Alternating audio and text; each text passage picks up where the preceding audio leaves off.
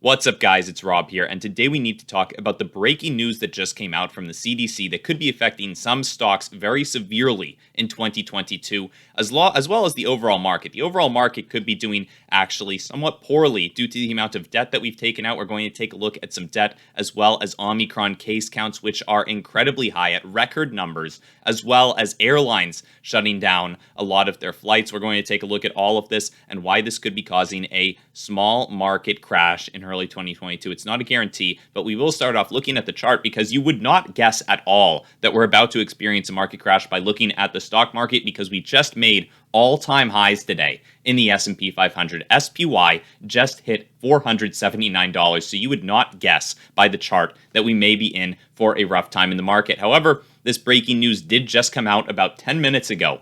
At 12:26, the US CDC said people should avoid cruise travel regardless of vaccination status. So you have it right there. This is breaking news according to CNBC. It just happened, and it's not going to be good for cruise lines, at least in early 2022, because we are going to look at Omicron case counts as well as Delta case counts, because the latest thing sweeping the country is actually a combination of Delta and Omicron that are circulating at the same time, leading to record case counts. This is actually the biggest issue the U.S. is facing pandemic-wise at the moment. We're seeing record number of cases during the pandemic. We've never seen this many cases before, and it's actually having real-world impact. A lot of people think that the pandemic is over, that nothing is going to happen because of it, but we're actually seeing real-world impact, not just because the CDC is saying you shouldn't go on cruise lines, but airlines are actually cutting out their own flights because so many people are showing up sick, or at least calling in sick. So JetBlue just announced that they will be cutting about 1,280 flights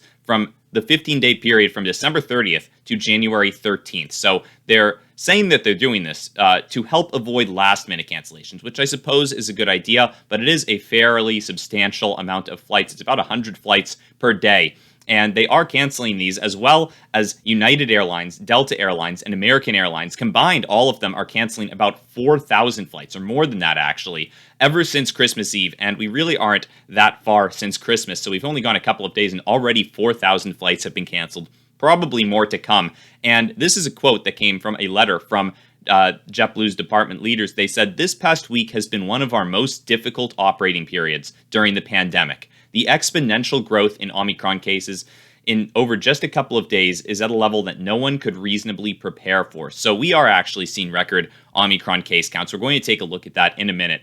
But they said that the planned flight cuts are slightly below 10% of their daily schedules. And if you look, a lot of other airlines are canceling similar amounts of flights. So 10% of JetBlue's flights have been canceled due to Omicron. United Airlines canceled about 8% of their flights. SkyWest dropped about 6% of their flights. And Alaska Airlines canceled about 14% of their flights. So it is actually a fairly substantial portion of these airlines' businesses that are getting just outright canceled because of all these Omicron cases and people calling in sick, and as well as the desire not to spread as much disease on the planes themselves. So they are cutting these flights. Unfortunately for their bottom line, these airlines probably won't be doing too well for the next couple of weeks, potentially even months, depending on how long this latest surge lasts. And speaking of the surge, let's take a look at those case counts. And this is actually subscriber case counts, right? So we're looking at how many subscribers, how many cases of subscribers we have on the channel. We have about 8,950. So we're really trying to get this. We're trying to get this to surge up to 9,000 subscribers. So if you guys haven't subscribed to the channel yet, feel free for more news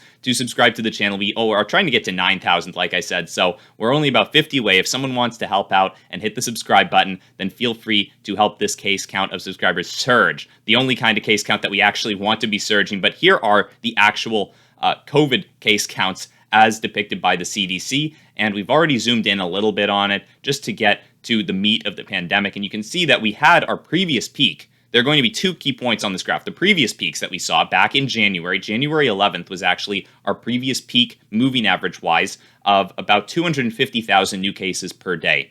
However, if you look more recently, you'll see that we have vastly surpassed that. We are now at an average of 277,000 new cases per day. And over the past 2 days, we've gotten over 400,000 cases each day, 400,000 new cases each day. Now, it's not all bad news, right? Although we're seeing a massive surge in cases, we are fortunately not seeing a massive surge in deaths. This is a chart of the deaths during the pandemic. You can see initially there was a huge surge of them when we first started getting COVID cases because we didn't know what we were dealing with. We didn't know how to treat it. Eventually, we learned. However, at a certain point, we had so many cases, once again, in January, that the death rate just continued moving up. And eventually, we continued dealing with it. Right now, we're actually, even though we're seeing the highest number of cases yet, we are not seeing nearly as many deaths, which is very fortunate. It looks like Omicron is not as severe as some of the other strains of COVID, and it looks like it's a bit more contagious, leading to us having far more cases. However, fortunately enough, not nearly as many deaths as we were having during the previous surge in January. So that, all in all,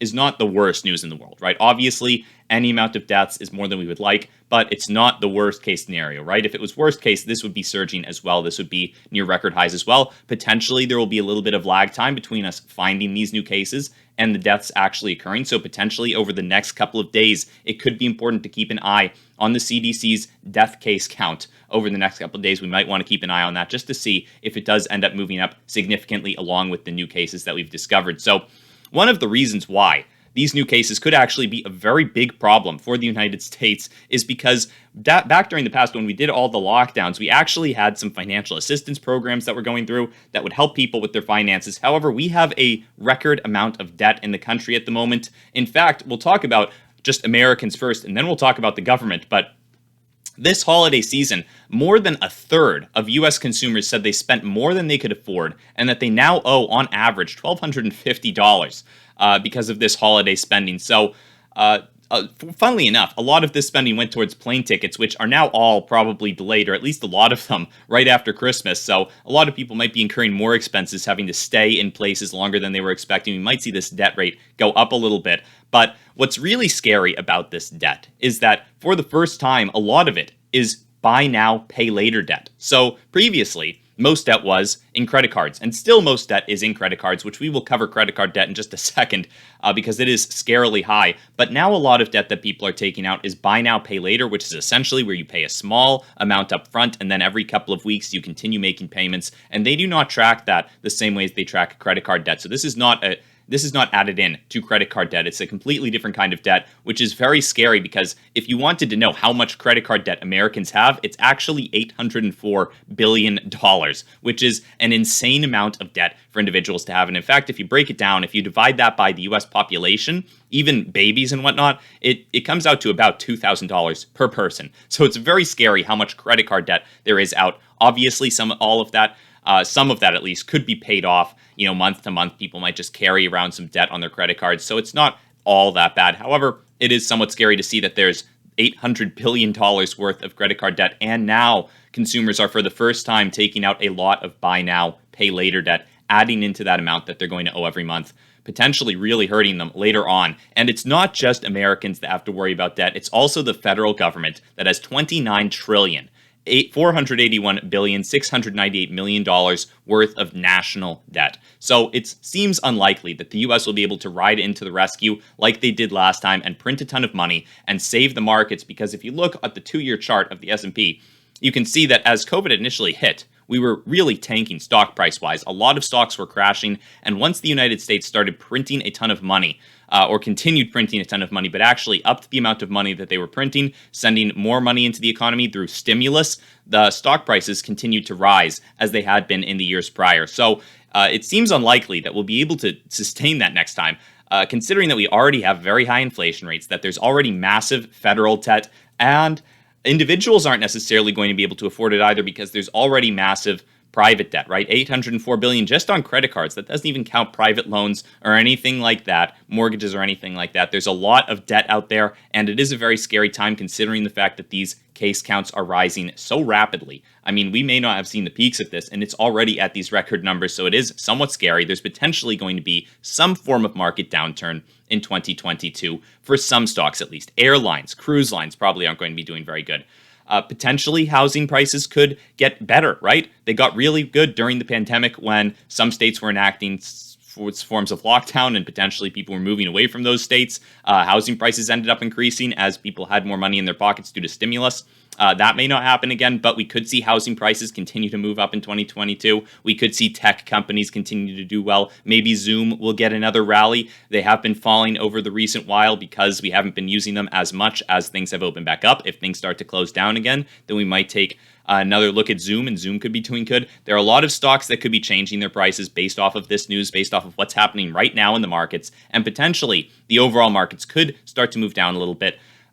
Other than tech, right? Tech is probably going to be doing better because of this. But if you're looking at things like cruise lines and airlines and retail stores, it could be moving down a little bit, unfortunately, during the early part of 2022. We'll just have to see what happens with it. Now, obviously, none of this is financial advice. It's just my opinion. It's a suspicion that I have. It's something that I wanted to let you guys in on and let you know about, but it's not financial advice. So I'm not recommending that you make any market moves. Obviously, you should all do your own research, but that's what I've got for you in this video today. So if you enjoyed, feel free to subscribe to the channel and like the video. But other than that, guys, have a great day. I'll see you in the next one. Bye.